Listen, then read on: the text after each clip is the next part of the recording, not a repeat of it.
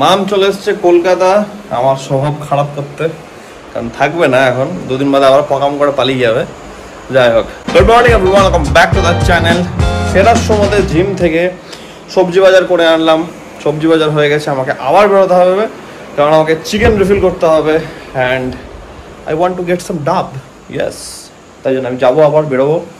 মাম এখন হাসছে মিচকি মিচকি, কারণ মাম কথা বলতে পারছে না, বিকজ মাম এখন মন্ত্র করছে।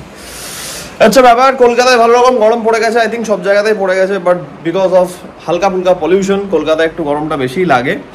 ঠিক আছে, যাই থাকুক, আমাদেরকে তো আমাদের কাজ করতে হবে, কিছু করার নাই। ওয়ার্কআউটটা মারাত্মক হলো। আজকে ছিল ট্রাইসেপস, আমি একটু চেঞ্জ করলাম, সপ্তাহের শুরুতেই ট্রাইসেপস করলাম। ট্রাইসেপস ছিল আর ছিল হচ্ছে অ্যাবস। ইয়েস, চলো তাড়াতাড়ি একটু ফ্রেশন আপ হই, আবার বেরোই। নাম করছে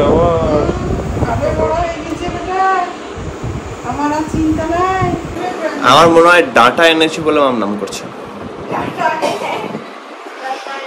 ডাটা কিসের প্রসাদ? এটা কে দিল? বৃন্দাবন গেছিল নাকি? অত দিওই না, আমি আমার বমি হয়ে যাবে, খেতে পারবো না, আমার ওয়ে খেয়ে আছে তো, অল্প দাও, পরে অল্প একটু ভেঙে দাও। ও হ্যাঁ, ছাতু শরবত খাই। এই যে এই দোকানটারই কথা বলছিলাম, আজকে এখান থেকে করাচ্ছি। সামনে 26, দেখা যাক কত কমেছে।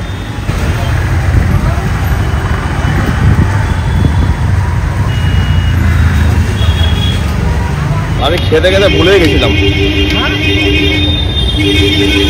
এখানে বলছি এটা হচ্ছে 3 নাম্বার।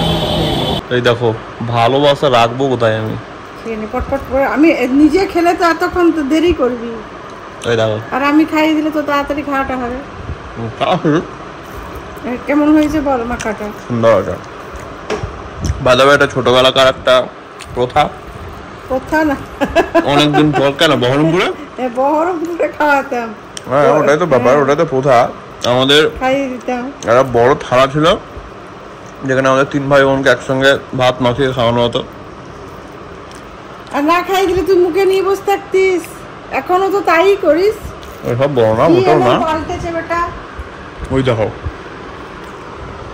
আর খাইয়ে দিলে পটপট করে খাওয়া হয়। ওই থালা নিয়ে এখন 4টা অবধি বসে থাকবি। আমি খাই না, সব আমার পোল খোলা হবে এখানে।